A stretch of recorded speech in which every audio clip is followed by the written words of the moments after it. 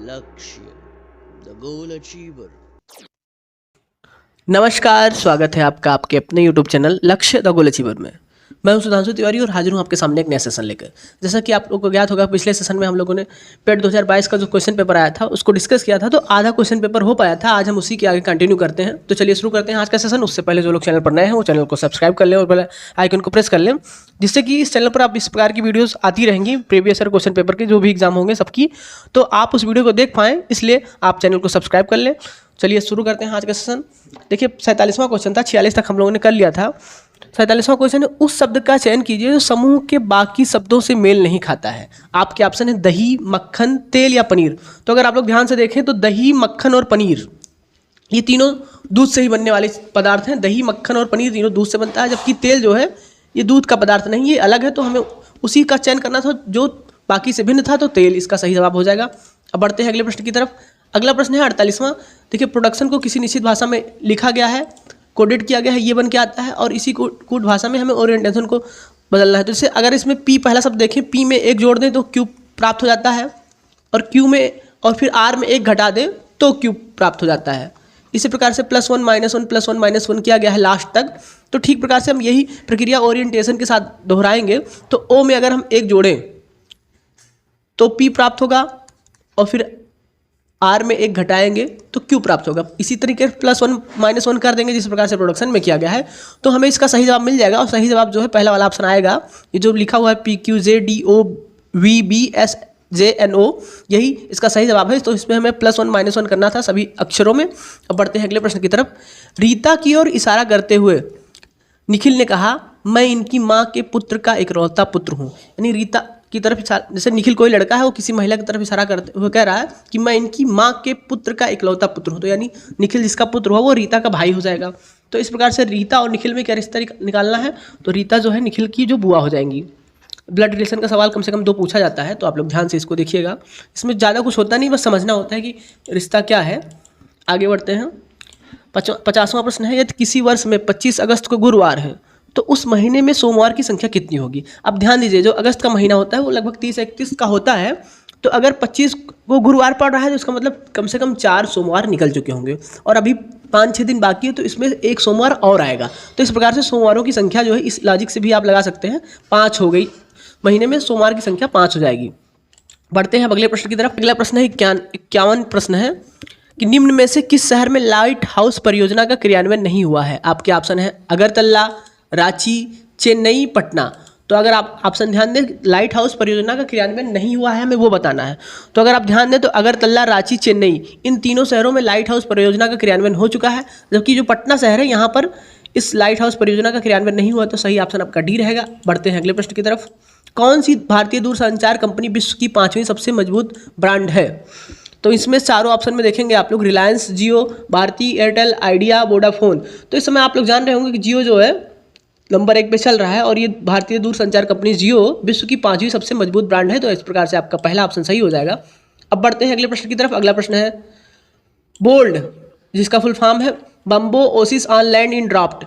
तो इस परियोजना का हाल ही में भारत के किस राज्य में शुरुआत की गई है इस परियोजना की। तो देखिए इसमें ड्राफ्ट लिखा हुआ है, ड्राफ्ट जो है यानी सूखा होता है। और इस ऑप्शन में अगर हम जाएंगे तो राजस्थान, हरियाणा, बिहार, मध्य प्रदेश। तो इसमें राजस्थान में ही जो है अक्सर ये बाढ़ की समस्या, मतलब सूखे की समस्या रहती है। तो इस क्वेश्चन के हिसाब से हम अगर ऑप्शन के हिसाब से देखेंगे तो राजस्थान ही सही जवाब होगा, और वास्तव में इसका सही जवाब राजस्थान ही है। बढ़ते हैं अगले प्रश्न की तरफ। अगला प्रश्न है संयुक्त राष्ट्र की कोवैक्स योजना के अंतर्गत कोविड-19 की मुफ्त वैक्सीन पाने वाला पहला देश कौन सा है। जो है मुफ्त वैक्सीन पाने वाला, कोविड-19 की मुफ्त वैक्सीन पाने वाला पहला देश कौन सा है। आपके ऑप्शन है घाना, नाइजीरिया, अफ्रीका, सूडान। तो सही ऑप्शन इसका होगा घाना। घाना जो है संयुक्त राष्ट्र की जो कोवैक्स योजना थी उसके अंतर्गत कोविड-19 की मुफ्त वैक्सीन पाने वाला पहला देश बना था। बढ़ते हैं अगले प्रश्न की तरफ। देखिए 55वां प्रश्न है, अंतरिक्ष में जाने वाली भारतीय मूल की दूसरी अमेरिकी महिला अंतरिक्ष यात्री कौन है। आपके ऑप्शन है शिरीषा बांदाला, श्रेया बांदाला, ऋतु कारिधाल, कल्पना चावला। तो इसका जो सही जवाब था शिरीषा बांदाला, ये सही जवाब था, यानी पहला वाला ऑप्शन आपका सही रहेगा। बढ़ते हैं अगले प्रश्न की तरफ। देखिए इंपॉर्टेंट प्रश्न है अगला, उस भारतीय पहलवान का नाम क्या है जिस पर हाल ही में डोपिंग के लिए 2 साल का प्रतिबंध लगाया गया था। देखिए डोपिंग एक ऐसा मामला है जिसमें हम कोई केमिकल लेते हैं पहलवान, जिससे कि उनकी क्षमता जो है बढ़ जाती है। तो ये उस मामले में किसको प्रतिबंध लगाया गया था? आपके ऑप्शन है योगेश्वर दत्त, सुमित मलिक, रविंदर सिंह या पवन कुमार। तो सुमित मलिक थे जिनके लिए डोपिंग के मामले में 2 साल का प्रतिबंध लगाया गया था। बी वाला ऑप्शन आपका सही है। अब बढ़ते हैं अगले प्रश्न की तरफ। अगला प्रश्न है आपका, भारत का वह कौन सा प्रथम राज्य है जहां end to end e cabinet प्रणाली लागू की गई है? यानी end to end e cabinet system कौन से भारत के पहले राज्य में लागू किया गया है? पहला राज्य कौन सा है? तो इसका जो सही जवाब है ये है आपका जो है हिमाचल प्रदेश, यानी कि बी वाला ऑप्शन आपका सही है। बढ़ते हैं अगले प्रश्न की तरफ। अगला प्रश्न है, किस भारतीय मंत्रालय द्वारा हाल ही में 2019 में 2019-20 के सेशन के लिए UDISE शुरू किया गया? आपके ऑप्शन है स्वास्थ्य मंत्रालय, शिक्षा मंत्रालय, वित्त मंत्रालय, गृह मंत्रालय। तो इसका सही जवाब है शिक्षा मंत्रालय के द्वारा ये चालू किया गया था। अब बढ़ते हैं अगले प्रश्न की तरफ। अगला प्रश्न है 59वां प्रश्न है अगला, स्मार्टफोन निर्माता वीवो ने किस क्रिकेट खिलाड़ी को अपना ब्रांड एम्बेसडर नियुक्त किया है? आपके ऑप्शन है विराट कोहली, MS धोनी, ईशांत शर्मा या शिखर धवन।